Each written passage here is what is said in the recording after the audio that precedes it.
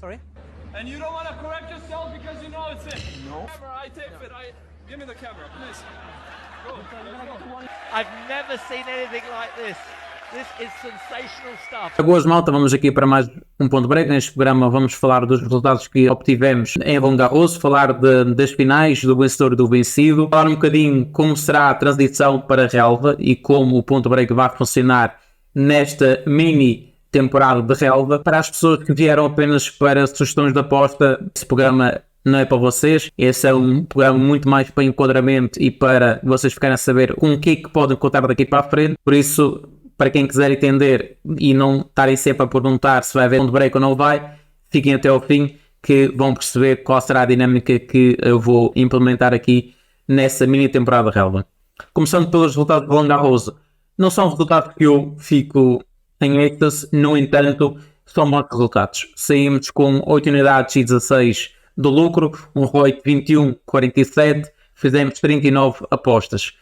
Tivemos a aposta da Irina Zabalenka a ser perdida, modo 6,5, para ela ganhar o torneio de Roland Garros, perdeu contra a Karolina Muchova, depois está a ganhar por 5-2 no terceiro set. Tivemos a aposta vencedora do Novak Djokovic a 3,25 como vencedor de Roland Garros, e claro que aquele jogo contra a Carlos Alcaraz foi extremamente importante, principalmente a vitória e da forma como foi, mas já vamos falar um bocadinho disso. Primeiro, claro que as resultados não me deixam satisfeito, e vou fazer aqui o ponto com aquilo que tem sido ou foi a carreira de Novak Djokovic até se tornar o maior jogador da história de ténis. É chamado o GOAT. É verdade que ele não quer receber este título porque acha que é um desrespeito para os outros campeões de outras eras, mas a verdade é que os números não aumentam e ele sim é o GOATovic. No entanto, nem sempre foi assim. Vocês devem estar a ver uma imagem desde o início da carreira dele, toda a evolução dele, e foi sempre uma pessoa que tentou sempre procurar a sua melhor versão. E o sucesso do Novak Djokovic também tem muito a ver com a concorrência que teve, principalmente de Rafa Nadal e Roger Federer, e ele faz questão de salientar isso, a importância de ter os jogadores deste nível para ele tornar o jogador que é hoje e a pessoa que é hoje. Na entrevista ao Tennis Channel, ele faz questão de agradecer publicamente toda a concorrência que teve e agradece claramente a possibilidade de ganhar Roland Garros, que para ele é o título de Grand Slam mais difícil.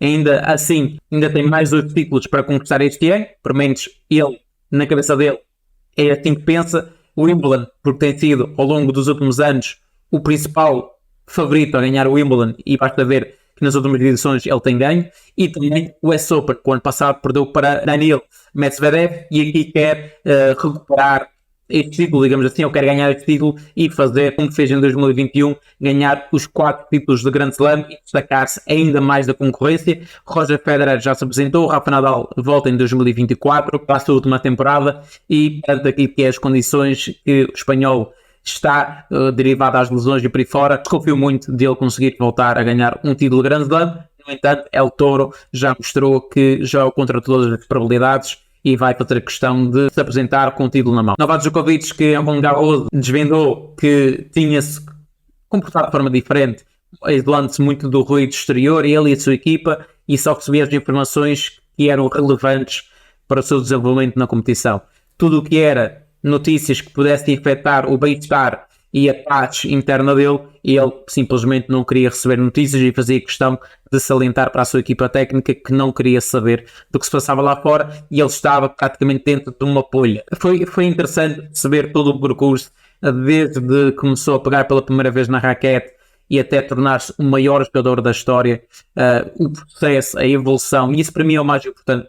Por isso é que eu olho para este resultado de Roland Garros e quero mais, quero melhor. E isso fazendo aqui a ponte entre o Novak Djokovic e a forma como nós temos que estar na vida. Procurar sempre a nossa melhor versão, procurar melhores resultados, aprender com os erros. E claro que todos nós erramos. Todos nós temos a nossa limitação num jogo ou noutro. Eu, na minha opinião, tenho mais que começar por conseguir absorver o valor no mercado. Num jogo, se calhar, com características mais equilibradas. Quando é jogos mais desequilibrados, tem mais dificuldade em encontrar o valor. E isso é uma coisa que eu reconheço, uma limitação minha, a ser trabalhada diariamente para que isso não volte a acontecer nos próximos torneios. E nos próximos torneios, a variância ser cada vez menor e estão a aproximar de um nível mais exigente. Claro que isto é uma forma de estar na vida, uma forma de pensar, uma forma de querer sempre melhores resultados, e é isso que nós procuramos com o ponto break. além de nossa audiência ficar muito mais informada sobre aquilo que é o ténis e todas as variáveis que são importantes a analisar, não só o serviço, não só a resposta, mas a capacidade mental, a capacidade de lidar com momentos de maior pressão. O próprio Djokovic na final teve a perder contra o Casper Ruud no primeiro set. O Casper Ruud entrou a todo o gás, mas esqueceu-se que mesmo ganhando o primeiro set, a vitória não estava garantida, e para mim faz-me lembrar muito aquelas pessoas, aqueles apostadores que olham para as apostas esportivas como uma corrida de velocidade e não como uma corrida de resistência. Dão tudo nos primeiros 20, 15 metros, mas esquecem que a jornada ainda é muito longa. O Casper Ruud teve uma estratégia interessante, mas não conseguiu ter capacidade física e mental para aguentar aquela intensidade. E depois chegou contra o Novak Djokovic, que sabia que mais estava mais cedo, Casper Ruud ia quebrar. E quando quebrou, ele estava lá e era o jogador certo para aproveitar aquela oscilação de primeiro e segundo serviço, de primeira e segunda pancada, menos consistente. Falando aqui também, da final feminina, Mokova surpreendeu, principalmente quando estava a perder no segundo set, ter a capacidade de entrar no modo de sobrevivência e colocar a placa desconfortável. Tinha algumas reticências, porque a verdade é que ela perdeu a maior parte das finais na sua carreira. É uma jogadora que, principalmente quando chega ao momento final, treme sempre um pouco. As emoções vêm sempre ao rubro e ela muitas vezes não consegue filtrar essas emoções e consegue apresentar o seu melhor ténis. No entanto, foi uma boa final, uma final que, como nós tínhamos previsto, a placa ganhou, confirmou o favoritismo inicial. Temos já do torneio, foi interessante e basta ter aqui uma curiosidade. Não choveu durante as 2 semanas, choveu no último dia, depois da entrada do prémio, choveu e por isso, e basta ver os últimos anos da Roland Garros, muitas das vezes o torneio a ser dedicado pela chuva, muitas vezes ter que os jogos serem interrompidos, tudo correu na perfeição para que Novak Djokovic somasse o 23º título Grand Slam, ser o maior jogador da história, ser considerado o GOAT. E é muito interessante perceber toda a trajetória e nós temos que nos inspirar em Novak Djokovic, em Federer, em Pete Sampras, em Ginks, nestes grandes campeões de diferentes eras, e perceber que todos eles chegaram ao seu auge, mas tiveram que evoluir, tiveram que se autoaperfeiçoar constantemente, e é isso que nós como apostadores também temos que procurar. Dentro das apostas esportivas, ninguém é o dono da razão. Toda a gente tem os seus erros, toda a gente tem as suas limitações, mas devemos sempre procurar evoluir. Tentar, através de um debate saudável, discussões como acontecem no Telegram muitas das vezes, evoluir. Tentar perceber, tentar enquadrar dentro daquilo que é a nossa realidade e a melhorar. E é isto que eu, acima de tudo, quero passar com esse vídeo.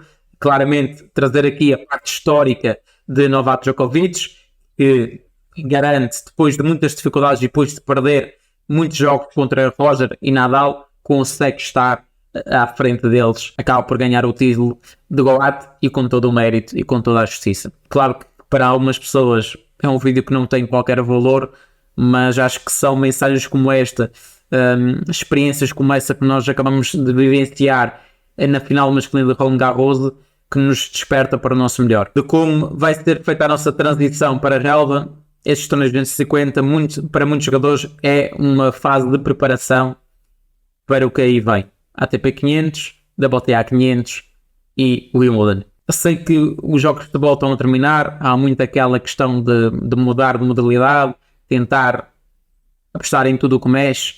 No entanto, devemos ser seletivos, devemos apostar naquilo que nós conhecemos, porque nós, se quisermos ter um caminho longo nas apostas esportivas, temos de ser capazes de justificar as nossas entradas. E a justificação não pode ser ativo azar, ativo sorte, eu não conhecia aquele jogador, não sabia como é que ele jogava. Isso não pode acontecer. Ou se acontecer, tem que ser 1, 2 vezes no máximo, porque depois tens que saber justificar os teus resultados e tens que saber de onde é que vêm estes resultados, tanto os positivos como os negativos. Tens que saber filtrar, tens que tentar aperfeiçoar o teu método de trabalho, e tu não consegues aperfeiçoar o método de trabalho sem teres um método de trabalho e saberes quais são as variáveis que tu tens em conta para determinar se o modo ou não tem valor. O ponto break vai continuar a existir. No entanto, neste período de transição de terra batida para a relva, vão ser escritos alguns artigos de suporte com ideias, temas interessantes a abordar, principalmente para quem vai fazer essa transição nas apostas de punta. Que tipo de jogadores é que nós devemos ter mais atenção? Não é só o serviço que conta, há outras componentes que são tão ou mais importantes do que o serviço na relva. Agora o serviço é um desses pilares na relva, o serviço vôlei como nós conhecemos. No entanto, eu vou gravar um ponto break sempre que conseguir encontrar uma oportunidade de valor, que consiga abranger os parâmetros que eu defini. Não vai ser como em Roland Garros, que o torneio é mais longo e temos mais capacidade de analisar um jogador e perceber como é que ele está a comportar e depois conseguir alinhar as expectativas e as odds. Aqui é uma competição mais curta, é uma mini temporada de relva, onde um jogador pode jogar um jogo e depois não ter continuidade. Não contem com ponto break todos os dias, porque não vai haver. Vai haver sim quando houver o ATP 500 ou o WTA 500, que é daqui a uma semana, e em Wimbledon voltamos ao mesmo formato, o vídeo de previsões sobre o Wimbledon e depois diariamente falar um bocadinho de jogos que para mim possam ter mais valor. Este é o ponto break.